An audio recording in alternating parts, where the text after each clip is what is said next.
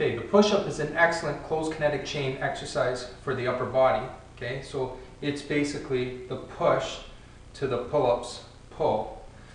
The problem with this one, very similar to the pull-up, is not everyone can do a proper push-up. A lot of beginners, for instance, have a hard time with it, especially with females, or if an individual is overweight. They look more like a dolphin swimming through the water, and they're unable to keep their core tight, and they don't have the strength to push up properly.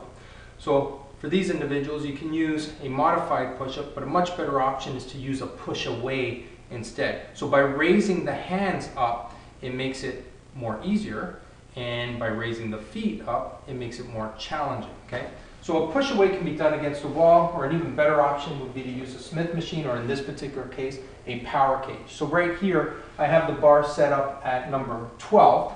The hands will be positioned at about shoulder width apart. Keep the tummy braced tight, always braced tight, as if someone's going to punch you in the stomach, okay?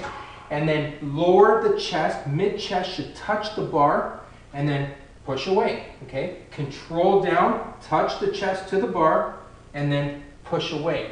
When that becomes easy, you would lower it down to 11, you would lower it down even further. We can go over here on the outside, which is now number 5, and this will make it more challenging, lowering the chest to the bar, staying braced, maintaining a neutral spine throughout.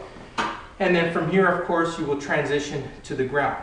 Now, another option, if your strength is not up to par yet for doing a full push-up on the ground, is to use something like a Swiss ball, and we can decrease the lever arm. Okay, so for here, for instance, you can start with your hips on the ball, lowering down, and then control back up.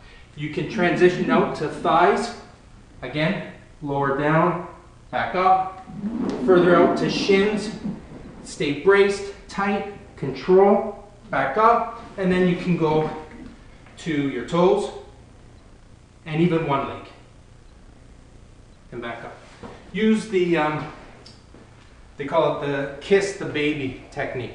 You control down with just enough force to kiss the baby, and then come back up. So that's a technique that's used. Now,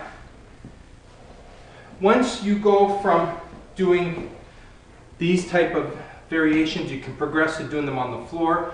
Of course, a wider hand grip is easier. The closer it is, the more challenging it becomes. But it's a misnomer. A close grip push-up should be about shoulder width apart, very similar to a close grip bench press. You see a lot of people that have put the hands together and do a diamond shape between their hands. That's very hard on the wrist and very hard on the elbows, and I would not recommend it, okay? When you do them on the ground, you can make the exercise more challenging by lowering your elbows to the ground and then raising up. This is known as a tiger bend push-up, right? So a regular push-up, you would see in this fashion, where the elbows stay up. And a tiger bend push-up, the elbows go straight down and then up. The elbows go straight down and then up. And again, always staying braced. Your hips never touch the ground before your chest does, okay? From here, you can transition into loading. So using something like an X vest, a weighted vest, or you can utilize a resistance band behind the back in this fashion, okay? And as I mentioned previously, raising your feet will make it more challenging. You can then make the movement more explosive by transitioning into explosive push-ups, where your hands then leave the ground.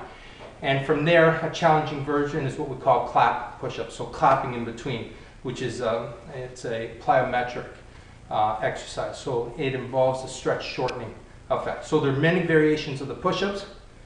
Start with an easier level and work your way up.